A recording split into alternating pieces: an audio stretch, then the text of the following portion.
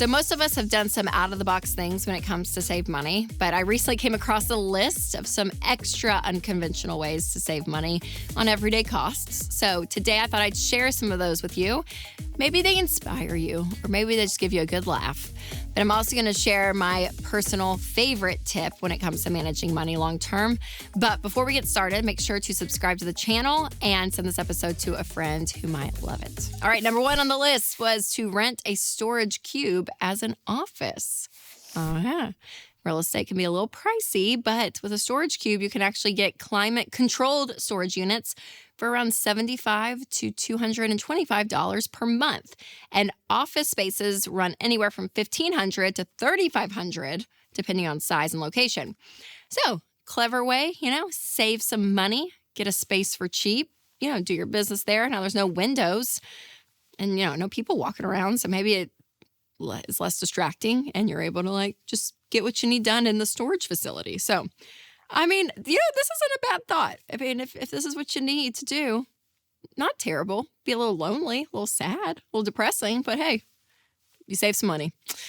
Number 2 is a wild one. I'm saying this more and more, but it is living on a cruise ship, you guys. So a few months ago on Smart Money Happy Hour, George Campbell and I talked about a retired couple who decided to live on a cruise for a year because they would actually end up saving more on food and rent. And so they went on a Royal Caribbean's 274-night Ultimate World Cruise, and it ranges anywhere from $54,000 to $83,000.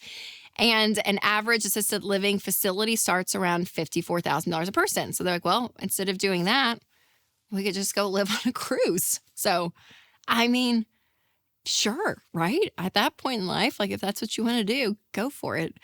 Long term, I think finding a place and, buying eventually is the smartest way because your housing cost, that line item in your budget is the one thing that will always go up if you continue to rent. So locking in a house and paying it off long term is a great financial decision. But, to save some money instead of living in the real world, just go live on a cruise. Why not? Number 3 is tiny houses and powered by solar panels. So one person on BuzzFeed says, technically, I'm off the grid because I use well water and I don't have an electricity bill and I parked on my parents' property. So there it is. There you go. Again, some of these are great. So kind of drastic, living off the grid, but for a season of life, why not? Now, one way we should all be a little off the grid is keeping our personal data safe from online hackers, which is why I'm going to tell you about one of our sponsors, Delete Me. We spend so much of our lives online. We're on social media, we are shopping, we are banking. So much of this is on the internet these days, but also so many of our names and addresses and work history and phone numbers and email addresses and more are out there for bad guys to exploit. Now, we need to protect ourselves, and that is why I love and use Delete Me, because Delete Me finds and removes your info from hundreds of data broker websites that buy, sell, and trade your personal data. So take control of your online privacy today and find some peace of mind with Delete Me. Individual Delete Me plans start as low as $9 a month. So sign up today at joindeleteme.com/Rachel for 20% off, or you can click the link in the description.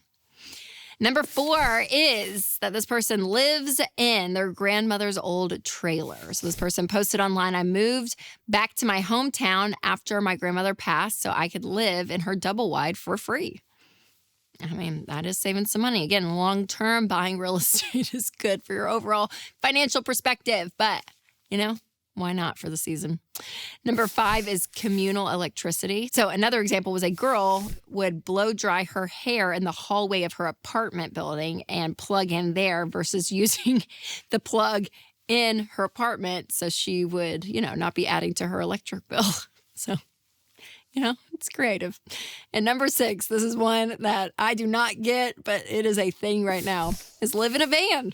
The van life is really taking off on social media. You got a flexible remote job, you get a van, and you just drive around and live in the van. And some people love it. They really do. And they create this very romantic lifestyle with van life. But man, I not my thing. So remember, for van life though, it doesn't eliminate everything. You still have to buy gas and food, maintenance for the van. You may have to get a gym membership to shower there, but some people are just free spirits in that way. So, and in the same token, the last thing that I saw, which was so interesting, is number 7, and that is live on a sailboat. So there are a lot of movies and TV shows out there with characters, that live on the water. Tom Hanks in Sleepless in Seattle, Matthew McConaughey in Failure to Launch, Dax Shepard in Parenthood. So boats are a place that people, they end up living. And again, long-term, I would say, though, like the van, it is an asset that's going down in value. So long-term financially may not be the best. And boats can be kind of pricey to upkeep and everything. So in general, though, people are doing a lot, you guys, to save money these days. It is hard out there, and we see you.